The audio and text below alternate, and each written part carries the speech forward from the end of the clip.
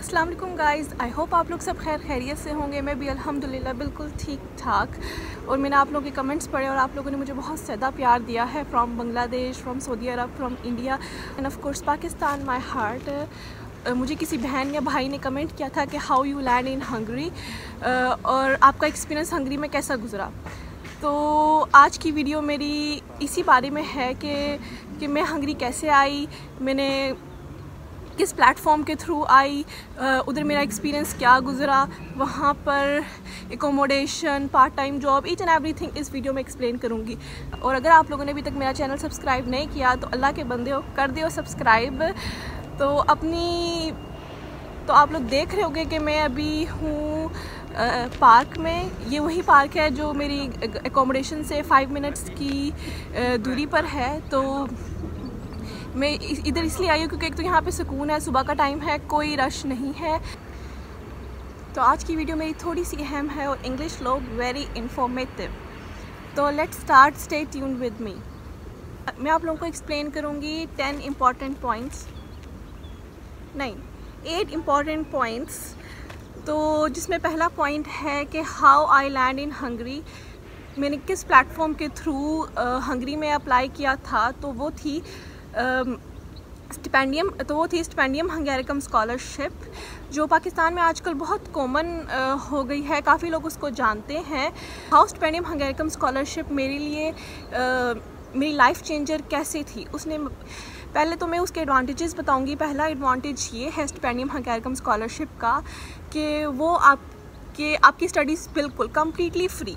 दूसरा एडवांटेज ये है कि आप जब आपकी एक्सेप्टेंस हो जाती है, आप वीज़ा एप्लीकेशन के लिए का प्रोसेस करते हो, कम्प्लीटली फ्री। तीसरा, अगर आपकी एयरप्लेन की टिकट आने की जाने की कम्प्लीटली फ्री। एकोमोडेशन का ख़र्चा, आपकी हेल्थ केयर और ट्यूशन फ़ी, तो all things are completely free. ये स्टिपेंडियम हंगेरिकम स्कॉलरशिप आपका सारा ख़र्चा उठाता है। स्कॉलरशिप हम लोग के लिए है जो इतने लाखों पैसे खर्च नहीं कर सकते वीज़ा एप्लीकेशन के लिए, और दूसरा टिकट्स के लिए, प्लेन्स की टिकट्स के लिए, और हज़ार खर्चे होते हैं। जब आप यहाँ आते हो तो आपको शुरू के मंथ्स का एक्सपेंस खुद उठाना पड़ता है। तो इस मामले में हंगरी की स्कॉलरशिप बहुत अच्छी है, जो मैं अभी आपको आगे एक्सप्लेन करूँगी कि उसमें आपका क्यों कम खर्चा लगता है as compare to other scholarship, जो इटली की स्कॉलरशिप है, जो बाकी कंट्रीज़ की स्कॉलरशिप आप देख सकते हो।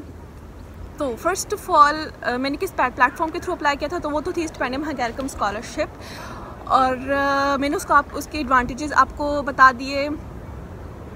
दूसरी चीज़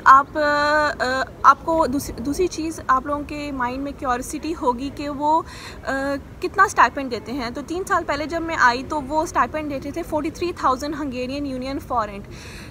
1 हंगेरियन यूनियन फॉरेंट 2 PKR के इक्वल है। थोड़ा सा ऊंचा नीचे का फ़र्क है, but this is the exchange rate. और वो लोग देते हैं per month 43,000 Hungarian union forint stipend, अगर आपके पास डॉर्मेट्री नहीं है। लेकिन अगर आपके पास डॉर्मेट्री है तो वो देते हैं 43,000 हंगेरियन यूनियन फॉरेंट पर मंथ, जो 2 हंगेरियन यूनियन फॉरेंट 1 PKR बनता है। थोड़ा सा ऊपर नीचे का एक्सचेंज रेट का फ़र्क है बस, लेकिन ये एक्सचेंज रेट है। और दूसरा, आपको 43,000 तब देते हैं जब आपके पास, अगर वो आप लोगों को अपनी डॉर्मेट्रीज़ प्रोवाइड करें तो आप लोगों का स्टाइपेंड 43,000 है। बट अगर वो आप लोगों को डॉर्मेट्री नहीं प्रोवाइड करते तो स्टाइपेंड 83,000 है। जब मैं आई थी तब ये स्टाइपेंड था, लेकिन सुनने में आ रहा है कि उन्होंने स्टाइपेंड इंक्रीज़ कर दिया है। नेक्स्ट इंपॉर्टेंट चीज़ ये है कि आप स्टिपेंडियम हंगेरिकम स्कॉलरशिप के प्लेटफॉर्म में 2 चीज़ें आती हैं। एक कैंपस पब्लिक फाउंडेशन, जिसके प्लेटफॉर्म पे आप जाकर अप्लाई करते हो। Secondly Hungarian education office, HEC, Pakistan की जो हैट का टेस्ट रखवाती है, जो आप जिसमें आप हैट का टेस्ट देते हो। और क्योंकि मैं बैचलर्स में आई थी तो मुझे उसका पता है कि 200 स्टूडेंट्स का बैचलर्स में एडमिशन होता है, 200 स्टूडेंट्स का बैचलर्स में एडमिशन होता है। और अभी सुनने में आ रहा है कि उन्होंने इस नंबर को भी बढ़ा दिया है, but I am not sure. मैं आप लोगों को लिंक में डिस्क्रिप्शन में लिंक दे दूंगी कि 2024-25 की स्कॉलरशिप की उनकी क्या रिक्वायरमेंट्स थी और वो कितने नंबर ऑफ़ स्टूडेंट्स को वो इनरोल करते हैं बैचलर्स के लिए, मास्टर्स के लिए, पीएचडी के लिए, और कि अब उनका स्टाइपेंड एग्जैक्टली है क्या। तो इन दोनों एप्लीकेशन फिल करने के बाद पहले आप हैट का टेस्ट देते हो, उसका रिज़ल्ट आता है। तो अगर उसमें आपकी सिलेक्शन हो जाए, जो कि मेन क्राइटेरिया होता है आपकी सिलेक्शन का, अगर आपका हैट के टेस्ट में सिलेक्शन हो गई, इसका मतलब आपके हंगरी की यूनिवर्सिटीज़ में सिलेक्शन हो गई। ओके, तो नेक्स्ट अगर आपका हैट के टेस्ट में हैट के टेस्ट में सिलेक्शन हो जाए, तो उसके बाद आप लोग यूनिवर्सिटी, जिस यूनिवर्सिटी में आपने अप्लाई किया हुआ होता है, आप आई थिंक आपको मैक्सिमम 2 या 3 यूनिवर्सिटीज़ में अप्लाई कर सकते हो।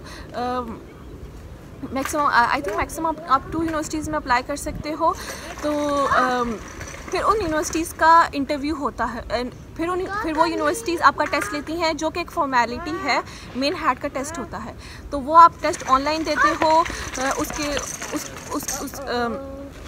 तो वो टेस्ट आप ऑनलाइन देते हो। उसके बाद आपका होता है इंटरव्यू में वो चेक करते हैं कि आप लोगों को फाउंडेशन ईयर में भेजें या फिर आपको फर्स्ट सेमेस्टर में भेजें।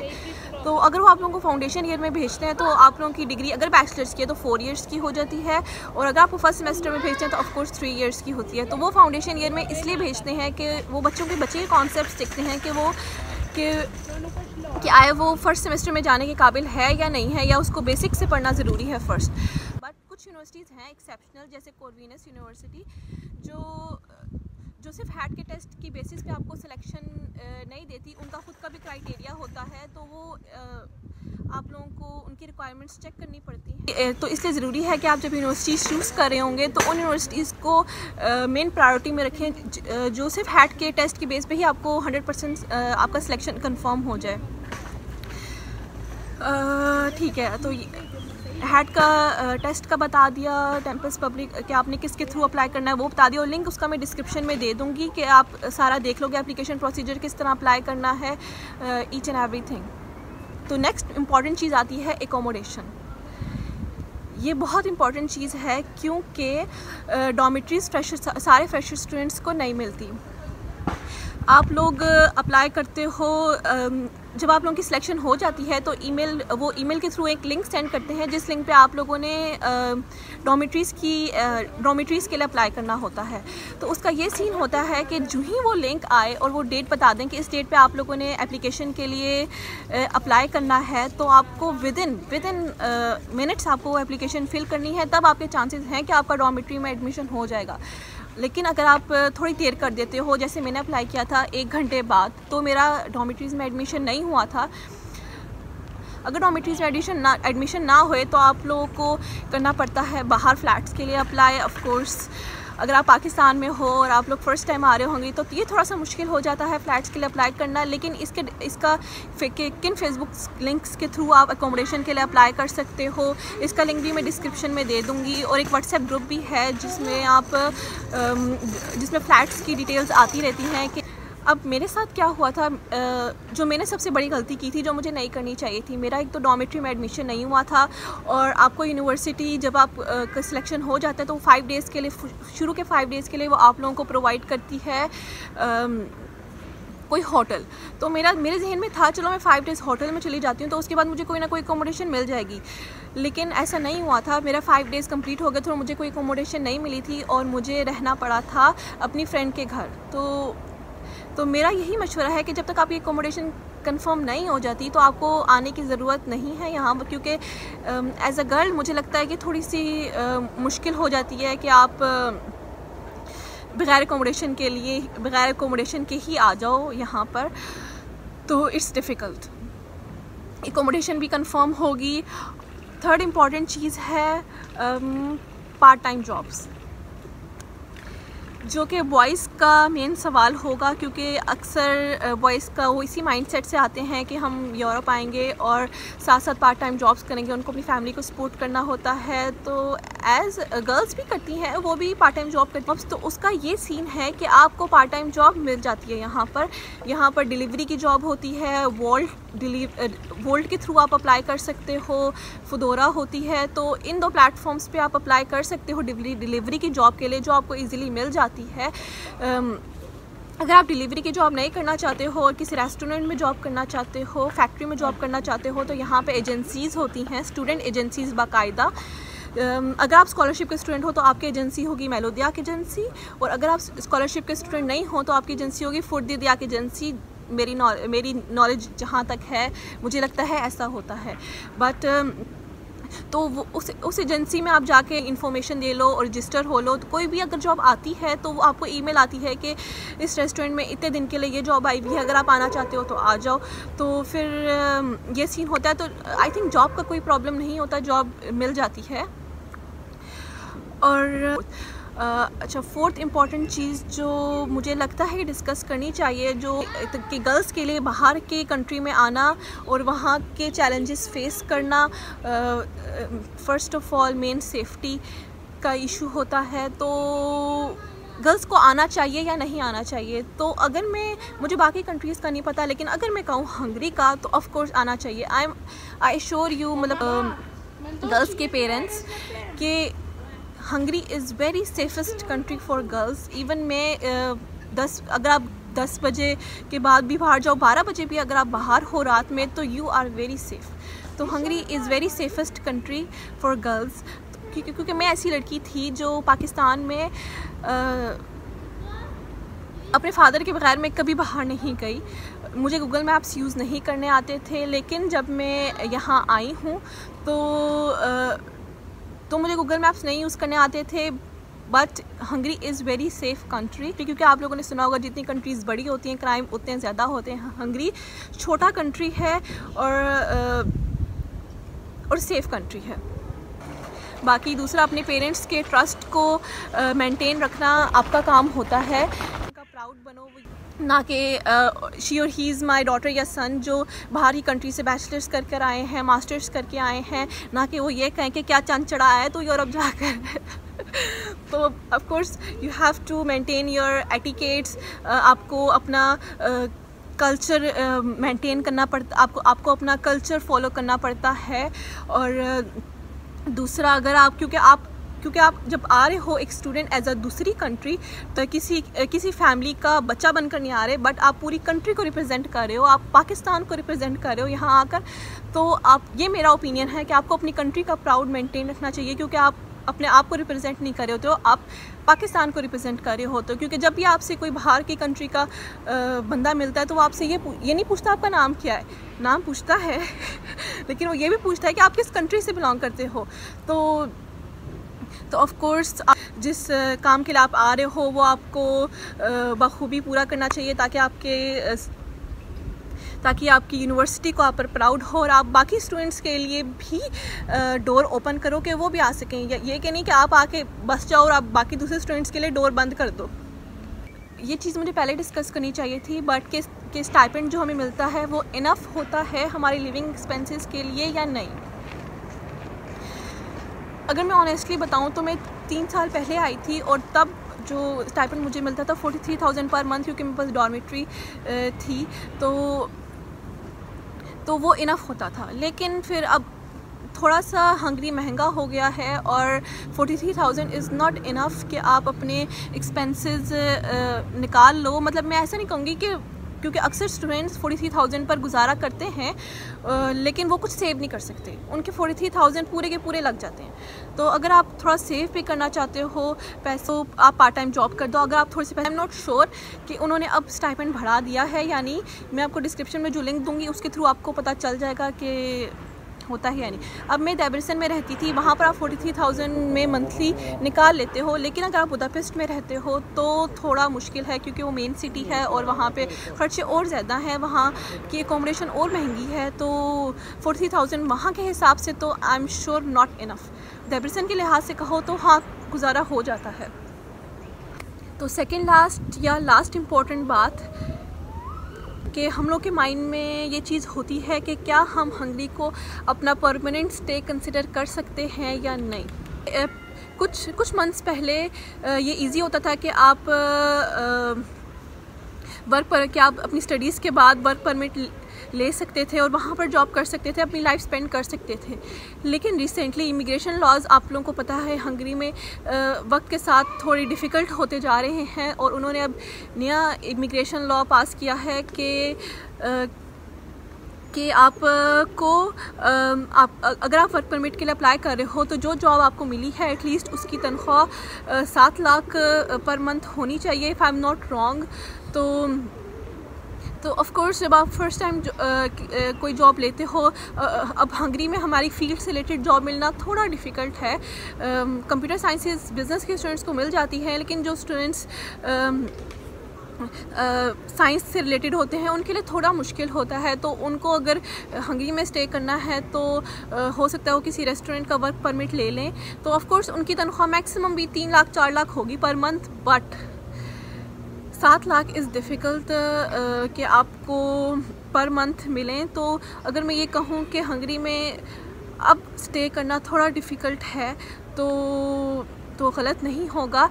इस हंगरी में आकर पढ़ तो सकते हो, वो एक लाइफ चेंजर है आपकी लाइफ का, क्योंकि आप बहुत इजीली आ जाते हो हंगरी। आपको इतने पैसे खर्च नहीं करने पड़ते, सिर्फ आपको 1 मंथ का एक्सपेंस देना पड़ता है, क्योंकि सिर्फ 1 मंथ का एक्सपेंस रखना पड़ता है, और क्योंकि आपको सिर्फ 1 मंथ एक्सपेंस के पैसे रखने पड़ते हैं, और आपको टिकट करानी पड़ती है प्लेन की, जो कि आपको रिफ़ंड हो जाती है। तो Hungary is very cheapest country के आप स्टडी के लिए आ सकते हो और आपका इतना खर्चा नहीं रखता। लेकिन आप अपना परमानेंट स्टे यहाँ नहीं कर सकते। आप लोगों को डिफरेंट कंट्रीज सर्च करनी पड़ती हैं जहाँ मास्टर्स के लिए जाओ। तो यही ऑफ कोर्स मेरे साथ हुआ था। तो जब मेरा बैचलर्स कंप्लीट हुआ तो हंगरी के स्टूडेंट्स के लिए सबसे ईजीएस्ट वे हंगरी से इटली है, क्योंकि हंगेरियन स्टूडेंट्स को मास्टर्स में इजीली इटली में स्कॉलरशिप इटली की यूनिवर्सिटीज़ में एडमिशन मिल जाता है, क्योंकि of course European standard same है। तो अगर आप हंगरी आ जाओ बैचलर्स के लिए तो आपके लिए डिफरेंट कंट्रीज़ को अप्रोच करना मुश्किल नहीं होता, जिस तरह मेरे नहीं था। मुझे इजीली इटली की यूनिवर्सिटी में एडमिशन मिल गया था, और तो मेरा GPA इतना अच्छा नहीं था, बट आई गॉट एडमिशन। और मैंने हंगरी की ही इटालियन एम्बेसी में वीज़ा के लिए अप्लाई किया, और मेरा विदिन 20 डेज़ वीज़ा आ गया। तो अगर आप पाकिस्तान में हो, आप इटली के लिए अप्लाई कर रहे हो, तो यू नो कि बहुत मुश्किल है। आपको एजेंट्स हायर करने पड़ते हैं, उनको इतने पैसे देने पड़ते हैं, लाखों में आपके पैसे लगते हैं। बट अगर आप हंगरी में हो और आपको इटली आना है तो मैक्सिमम भी आपके 50,000 लगेंगे वीज़ा प्रोसेस में। बहुत ईजी है। तो तभी मैं कह रही हूँ Hungary is a life changer. आप हंगरी आ जाओ, उसके बाद आप कोई ना कोई वे निकाल लोगे यूरोप में रहने का। अब मुझे ठंड लग रही है, पहले धूप थी और अब ठंड हो गई है। तो अभी मैं अपना आई थिंक जहाँ तक मुझे याद आ रहा है मेन इम्पॉर्टेंट पॉइंट्स यही थे जो मैंने आप लोगों से डिस्कस करने थे। तो आई होप आप लोगों को ये वीडियो मेरी अच्छी लगी हो, थोड़ी हेल्पफुल हो आप लोगों के लिए। तो अगर मेरी ये वीडियो आप में से किसी एक के लिए भी हेल्पफुल है तो I am more happy than you guys कि मैं थोड़ी सी हेल्प कर पाई और आप लोगों को अपनी हंगरी की स्ट्रगल सारी बता पाई कि क्या चीज़ें उधर होती हैं और आपको अप्लाई करना चाहिए नहीं करना चाहिए। अप्लाई तो करना चाहिए, 100% अप्लाई करना चाहिए, क्योंकि अदर कंट्रीज़ के लिहाज से Hungary is best country for bachelors.